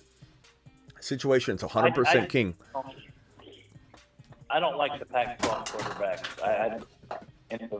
I know, but you it seems like you're very against that. Like, that stance is like cemented no matter what the player does. You know, like, I mean, because historically the quarterbacks out of the Pac-12 end up busting out. There's very few that actually made it through and done worth anything. There's a lot of hype of them coming out of college. I mean, look at even your Cardinals. Who'd you guys draft? The big guy out of USC, and what? Bust.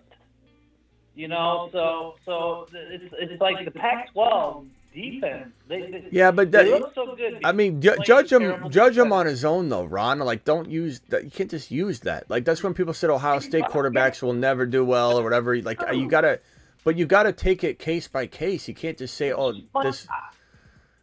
Like, I ain't begrudging your opinion at all, Smitty. I mean, you love the guy. That's great. I'm just giving my opinion. I just think that those three quarterbacks, I'm not high on.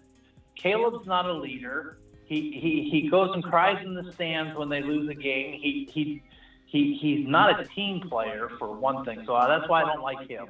Penix, I mean, none of the three coming out of the Pac-12 have played tough defenses at all. So they look better than what they probably really are. That's my whole point. And I don't begrudge you of your opinion on them at all. I know. It's fine. I'm just debating it. I'm just saying that, like, it feels like it's not necessarily about Penix Jr. It's about other things. I don't know. I feel like it's about. I think it's about the injuries partly, which I understand. It's a thing to be concerned about for sure. But I feel like to judge him off of his it's not his fault. You know what I mean? Like, I don't think you should take away from somebody that they faced this competition. And it's not like they faced high schoolers, like you said. It's not high school defenses. It's still, it's like he's at a small time school that faced nobody. He was in a national championship game. Look, they play Oregon State. Like I said, Oregon had the toughest defense in the Pac-12.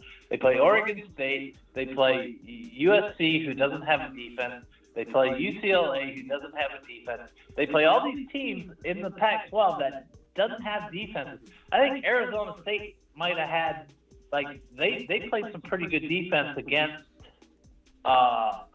USC, and didn't they beat USC, I think? Can you imagine if Penix Jr. goes to the Steelers? It's gonna be so fun to reflect back on. He won't go to the I mean, he's one of the quarterbacks that could fall, and I don't think he falls like people think. And Russell Wilson. He could fall there. That's how we were. He could. Hey, I don't mind No, Russell I'm Wilson just- in Pittsburgh. I don't mind Russell Wilson in Pittsburgh. No. I think that's Jay- good. I think that's good for you, Ron. I think that's really good for you. I'm with you on 5. I'm with you on they could turn out to be something good. But the 3 from the Pac-12. Hey, I expect I nothing less. McCarthy was getting beat up in here a little bit, and Ron came in, Captain Saver Ron, and he saved the day. He'll swoop in and defend anybody that needs it. That's the good thing about Ron. So now McCarthy's on Ron's good list. I hope when someone's beating me up, Ron comes in and saves the day. So there you go. For sure. Hey, maybe they'll. You're wrong. Hey, I mean, I'm not saying you're. I mean, you have good takes, Ron. I mean, you love Stroud more than I did last year. So I mean, there's that, But I still feel like I can't look at all these what ifs for JJ McCarthy and not flip the script and say the same thing about. Well, what if Penix Jr. did face bigger, stronger defenses? How would he have done it? Whatever. If we can't say JJ McCarthy didn't do this, but what if he did? We can't do the same thing on the other side of the fence. That's all I'm saying. Like Penix Jr. was in the Heisman Trophy race. He like this guy's a freaking phenom. Like he did it. He did it all year long. He did it all year long. And people saying he got figured out in the national championship game when they're not even acknowledging all the things that were said after the game. Like I said, Odunze saying, like, that ball was perfectly placed and I ran the wrong route. That would have changed everything. This guy stuck in there, kept getting beat up. Michigan's a tough defense. I value Penix Jr. more coming out of the national championship game, but I'm a sick puppy. All right. Hey, I better go, guys. Appreciate you. Prayers up to Ron. Yep. Everything.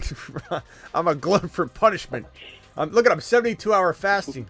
I'm a maniac. Are you? You're fasting for 72 hours?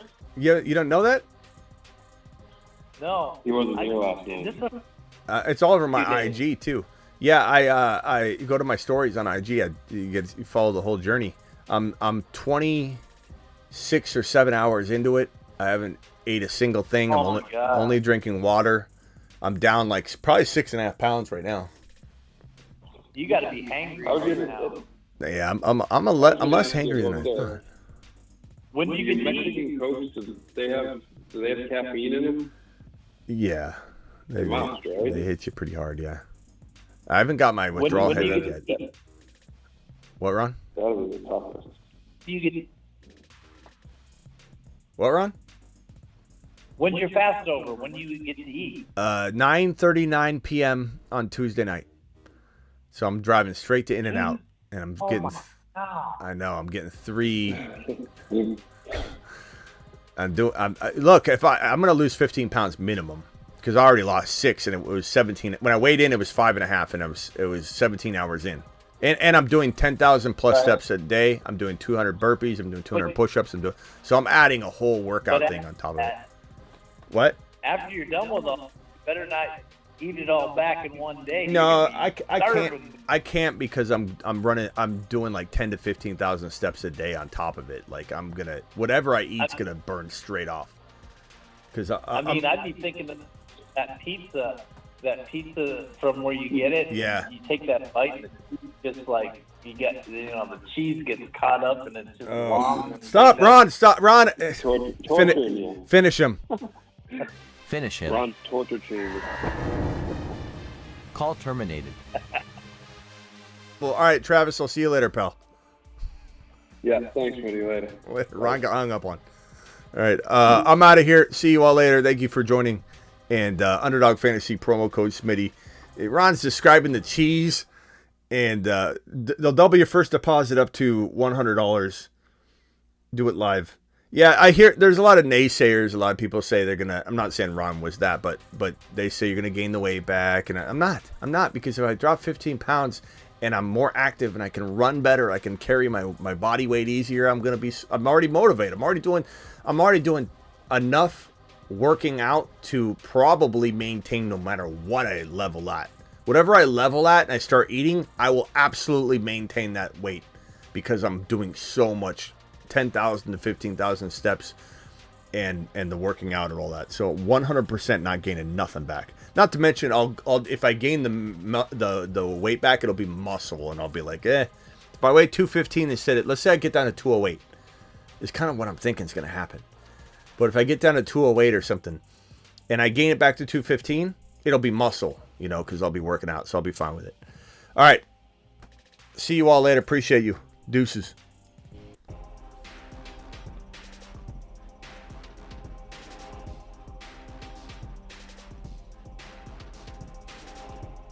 Ron describing the Lou Molinati's cheese. That's just wrong. It's just wrong, Ron.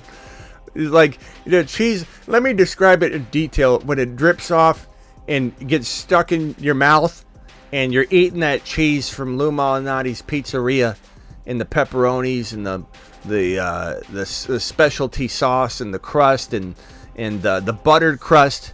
Smitty, let me remind you more about the buttered crust. I'm going to tear up one of those Lou Molinati's pizzas. Not to mention, after this is all over, like I said, I'll be working out, but I'm also intermittent fasting. I'll continue to do that. So I'm going to go slam a Lou Molinati's large pizza that weighs about 15 pounds. I'll slam that, but I'm doing it in the intermittent fasting period. I'll be fine. I'll be fine. Later.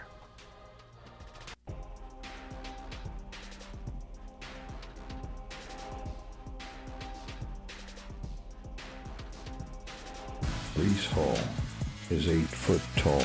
Real quickly, shout out to I think it's Matt O who's doing it with me.